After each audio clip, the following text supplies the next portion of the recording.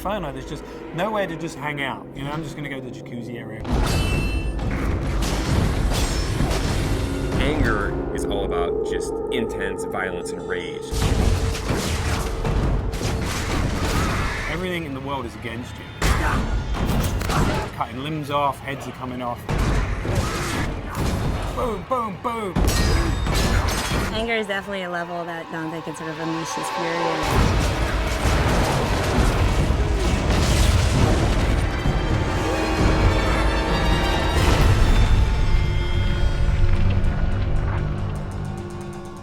Second-to-second gameplay experience is really where Dante's Inferno pays off. We have a combination of a multiple set of weapons. We've got Death Sight, which is your big, powerful melee weapon. We've got the Holy Cross that shoots holy magic, and it's a range attack, it's a stun attack. You can do a lot of things with that. In addition to that, we have magic. You'll have magic powers that are on the righteous side and the unholy side. If you're in trouble and you want to like get out of the way or jump in the air or roll over there, whip out the side, blast across, all those things just kind of lead into each other. You don't kind of have to stop, start up something else. The main thing is you have a big ass scythe in your hand. We had like a sword at first. It wasn't feeling right, it just felt small and puny. The scythe's the thing here, that's almost the other character in there. The scythe that Dante uses is actually Death Sight. It's dark, it's evil, it's punishing, it's sharp. There's actually a lot of different modes it could go in. It could kind of have this sort of straight spear-like mode. It also has what we call sort of the collapse mode, where it's more like a scythe that's just on his wrist. At the beginning, we're all trying to find different things. We actually bought a scythe, you know, farmers, monthly or whatever. So we bought this scythe. As soon as we got the scythe, it's got the little handles like, no, this ain't gonna work. Sometimes you'll come into work and like you'll go to the kitchen to get coffee and there's just like some guy over there like with a broomstick and looking at himself in the mirror like doing this or going. So not only punishing everyone with that scythe, the other part of the combat is you've got a cross as well. The cross primarily is about stunning, pushing back, holding off enemies to buy yourself time. You know, it never really touches anyone physically. It's more about the power that they get from it.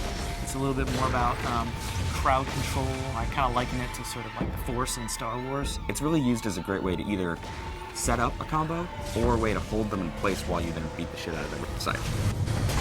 We really leave it open to the player whether they want to go sort of all in on the holy powers, whether they want to go all in on the scythe powers, or do a mix of both. There's kind of a reason that Dante's got these two weapons, kind of yin and yang. You know, they're dualistic. And that plays out in not just the combat, but in the story as well.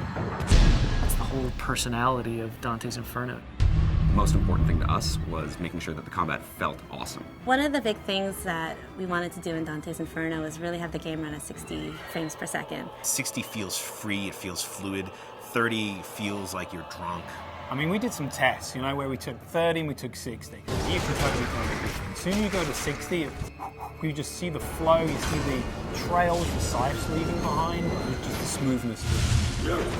It's a visual and a tactile thing. It's how it feels, but 60 frames a second is pretty good. Especially with all the great effects we got going on in the game now. Sassy.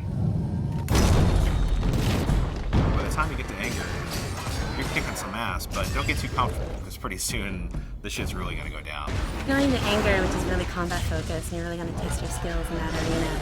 Then you're gonna go into heresy, which I think will make you think about certain things that you may not normally think about in a video game.